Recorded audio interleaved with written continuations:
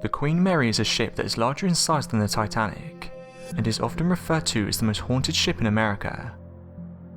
Operational since the 1930s, either as a seaworthy vessel or simply a tourist attraction, the ship made its final voyage on October 31st, 1967, and has been docked in Long Beach, California since December 1967. It's now used as a unique getaway experience for people looking to book a stay on board the ship and enjoy the view of the Pacific Ocean outside their window. As tranquil as that sounds, guests often experience sleepless nights during their stay on the Queen Mary. Paranormal activity has been reported on the ship for many years, and guests and staff often claim to see full apparitions, hear children laughing when no children are present, and smell cigars when no cigars are being smoked. One guest said the following: "I was staying on the ship with my husband. We both knew the history of the boat and was looking forward to spending some time on this incredible ship. Our stay started well, but during the nights the boat took on a different feel. There would be random cold spots in our room, and every so often we would hear people talking. What was strange is we could never make out what the voices were saying. Whenever we tried to follow the voices, they seemed to just disappear. It was an eerie experience." This photo was captured by a man who was staying on the ship. The witness said the following: "While on board the Queen Mary a few years back, my Uncle George took this photo of what he thought was an ordinary hall. When he got home he printed out his pictures, but wasn't expecting to find what looks like a ghost walking down the hall. My uncle is 78 and doesn't believe in ghosts, but this freaked him out. He doesn't even like to talk about the incident. Some people have labelled the photo as a hoax, but there are those that believe this photo shows a real ghost." One person who stayed on the ship had this to say: "While staying on the Queen Mary there were certain areas where I would feel uneasy. I can't explain what it was, but I'd get weird feelings. A few weeks after arriving home I decided to research the ship, and found that it wasn't just me experiencing this. It seems that many people who have stayed on the ship have had their own experiences. I wasn't a believer in the paranormal before I stayed there, but I am now. So do you think this picture shows a real ghost? Let me know your thoughts in the comments." Ancient astronauts are aliens purported to have come to Earth thousands of years ago. Some claim these aliens form the basis for the mythological gods of ancient cultures. Others suggest that we are descendants of these aliens. Many believe they came, placed random pieces of architecture in random spots and then left. For example, some believe that structures made of stone such as the pyramids of Giza, Stonehenge and the Nazca Lines were made by civilization advanced enough to achieve space travel.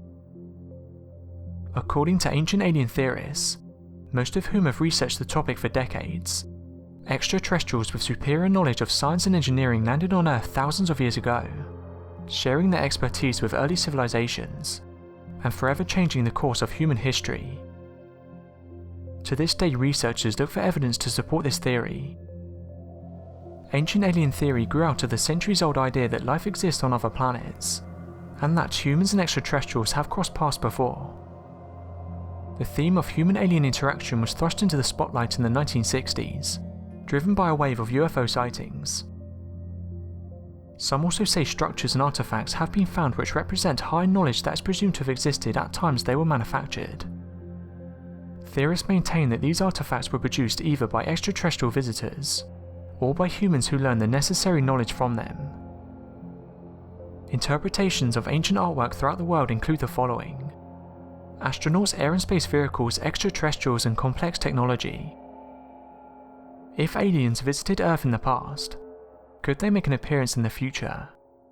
For ancient alien theorists, the answer is a resounding yes. They believe that by sharing their views of the world, they can help prepare future generations for the amazing encounter that awaits them. Of course, this is just a theory, and scientists maintain Earth is the only planet that hosts life. Yowie is a famed humanoid marsupial, most likely a great ape featured in Aboriginal mythology. The Yowie is considered to be the Australian Bigfoot, and contains many primate-like features, possibly indicating that it's an undiscovered species of great ape or prehistoric human. The Yowie is described as being one of the most aggressive Sasquatch species, and has been reported tearing heads off kangaroos and dogs. It's even been seen attacking humans as well.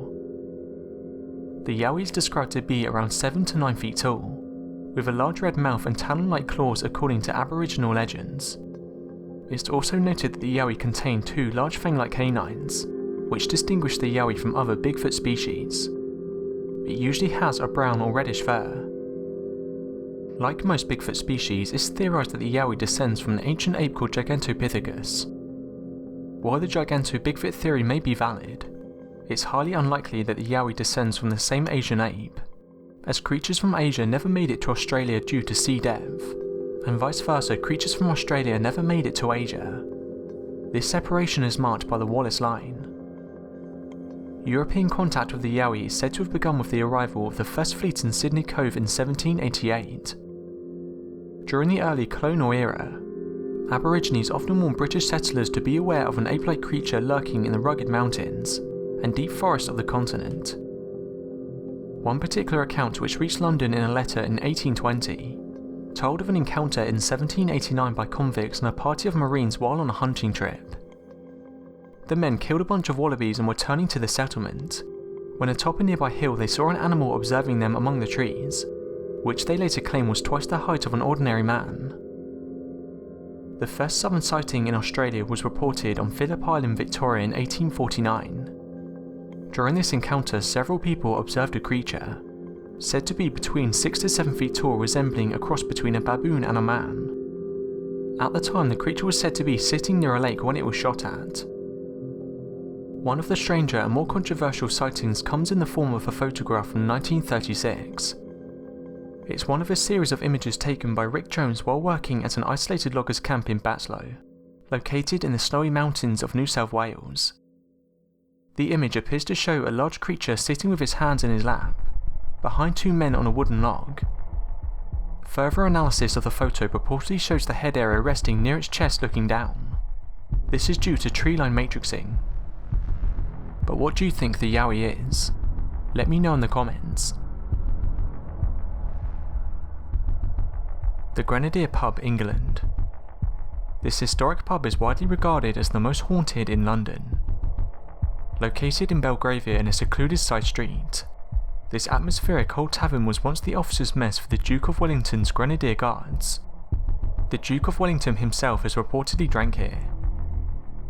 During its time as an officers' mess, the cellar was used as a gambling den for common soldiers, and it was here where the death of a young soldier believed to be haunting the Grenadier occurred. He was caught cheating in a game of cards, and therefore took a heavy beating by his fellow soldiers, consequently dying from his injuries. It's believed he died in September, as this is when the paranormal activity in the pub picks up. Several customers have reported witnessing the misty outline of a figure walking across the room, and then vanishing suddenly. Poltergeist activity has been reported, with objects being moved overnight only to appear in different places the morning after. Staff and customers have also witnessed chairs rattling and moving on their own. Sudden unexplained cold spots are often felt. Footsteps are often heard coming from an empty upstairs, and staff have also reported hearing groaning voices coming from the cellar. A film crew on location pictured what looked like the head of a soldier, looking back at them through the pub window. On day 155 of their mission in 1984, cosmonauts aboard the Soviet space station Soyuz 7 allegedly experienced a blinding orange light which illuminated the interior, even passing through opaque walls. Looking out portholes, they saw that the station was surrounded by 7 angels with wings and halos. Each was roughly the size of a 747. The angels remained for 10 minutes before vanishing. On day 167, after they'd been joined by 3 more cosmonauts, the incident supposedly occurred again. After the mission was over, the Soviet authorities allegedly hushed up the divine encounter. Cosmonauts aren't the only ones to have supposedly glimpsed angels in space. Since 1995, the Solar and Heliospheric Observatory has allegedly glimpsed images of angelic beings flying near the Sun. NASA says the images are merely image processing errors, but conspiracy theorists insist they must be angels or aliens. Australia's most haunted homestead sits in New South Wales and has had a series of tragic events unfold throughout its history, earning the title of Australia's most haunted house. Construction of the Monte Cristo homestead began in 1884 by Christopher William Crawley. Once a poor farmer, chance, good fortune and business awareness elevated him to great wealth. In a few short years, clever investments meant that he owned a great deal of the growing town of June. Before long, he was a pillar of the local community and wanted a home to reflect his rise in status. The beautiful Monte Cristo homestead must have fulfilled his expectations and more. Renowned for its social gatherings and parties, it appeared to be a happy home. Occupied by the Crawley family until 1948, the property was left empty for the next 15 years. The contents of the house were sold off, and a succession of caretakers failed to care properly for the building. Eventually, the building was left vandalised and abandoned. In 1963, it was bought by Reginald and Olive Ryan. The couple restored the house to its former glory, and occupied it as their home before opening their haunted house to the public. To the outside world, Christopher William Crawley and his wife appeared to be pillars of society. Behind closed doors, there's a suggestion that Crawley and his wife were not the ideal citizens they pretended to be. Mr. Crawley is suspected of impregnating 2 of his maids, and stories tell of him treating people bad. 100 years later, it's difficult to confirm whether these rumours are true. Crawley himself died in 1910, leaving his widow behind. Mrs. Crawley went on to live in the house for another 23 years, rarely leaving her home to venture to the outside world. The Monte Cristo homestead is said to be haunted by up to 10 troubled souls and poltergeists. Some remain unidentified, but others have a very strong link with the house, and can be traced back through its troubled history. Mrs. Crawley is believed to be one of the most powerful presence at the house. Virtually a recluse after the death of her husband, she confined herself to the limits of her home. Despite being a committed Christian and converting a room in her house to a chapel, Mrs. Crawley is rumoured to have a cruel and unkind nature. Dressed in black and carrying a silver cross, her presence is often seen and felt. Upset Mrs. Crawley and you will incur her wrath. Visitors to the Monte Cristo homestead have felt themselves pushed out of rooms which she haunts. Others have heard her unhappy spirit weeping. Howard Steele was the son of one of the maids in the Crawley household. He was also rumoured to be the child of Christopher Crawley. As a youngster, Howard was involved in a carriage accident and sustained serious head injuries. After his accident, he developed an aggressive and violent personality. In order to control him, his mother chained him up in the dairy behind the main house. Howard is said to have spent up to 30 years in this state. During this time, he would howl and scream, becoming the object of children's curiosity and cruel taunts.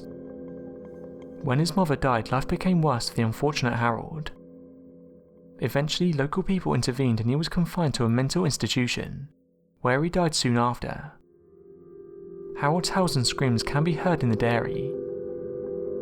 Since its purchase and subsequent restoration in 1963, the Monte Cristo homestead has become a family home, museum and ghostly tourist attraction. Thousands visit each year and there are hundreds of paranormal incidents recorded.